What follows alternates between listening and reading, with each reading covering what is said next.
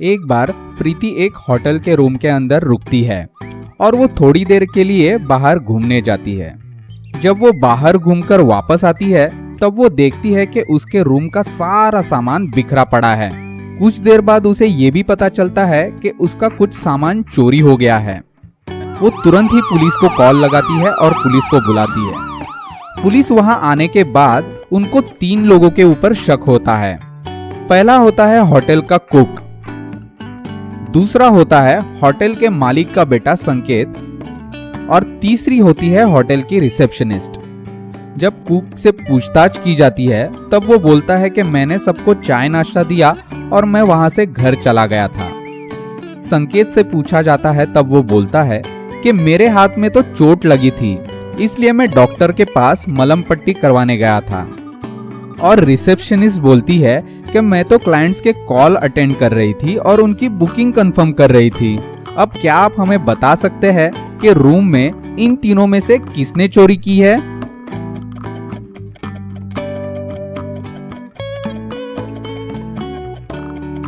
Room में चोरी hotel के मालिक के बेटे संकेत ने की है, क्योंकि अगर आप ध्यान से देखेंगे तब आपको दिखेगा कि संकेत ने पट्टी उसके शर्ट के ऊपर पहनी है। जब हमें चोट लगती है तब हम पट्टी चोट के ऊपर लगाते हैं, ना कि शर्ट के ऊपर।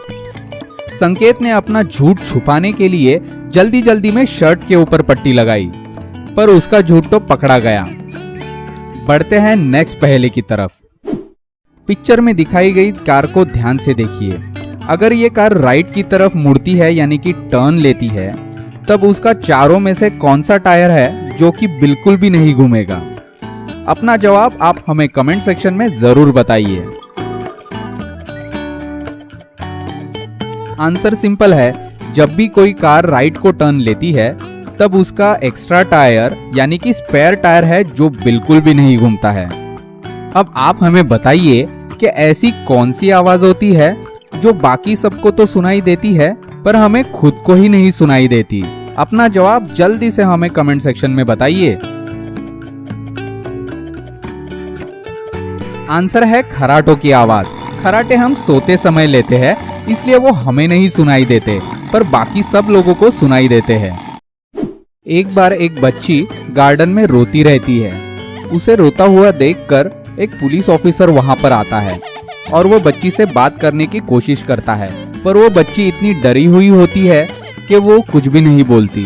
पुलिस उससे बात करने की कोशिश ही कर रहे थे तब वहां पर 3 औरतें आ जाती है और तीनों बोलती है कि ये मेरी बच्ची है।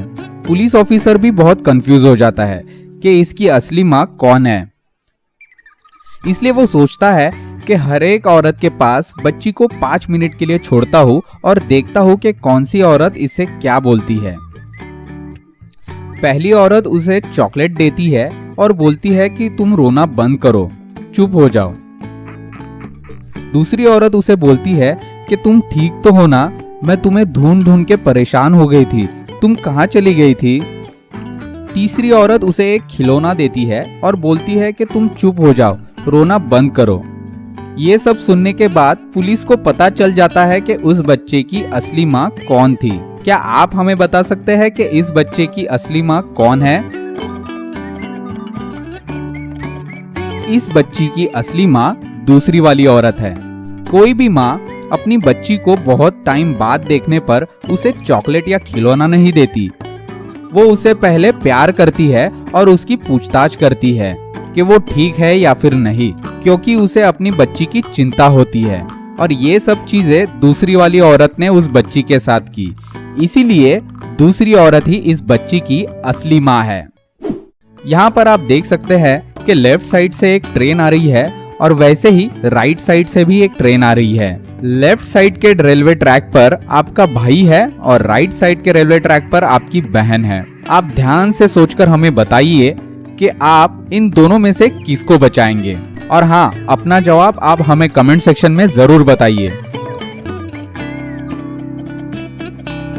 यहाँ पर आप ध्यान से देखेंगे तो आपको दिखेगा कि लेफ्ट साइड की ट्रेन के लिए रेड सिग्नल है और राइट साइड की ट्रेन के लिए ग्रीन सिग्नल है, यानी कि लेफ्ट साइड की ट्रेन वैसे भी रुक जाएगी। पर राइट साइड की ट्रेन जहां पर आपकी बहन है वो नहीं रुकने वाली है, इसलिए आपको आपकी बहन को बचाना चाहिए।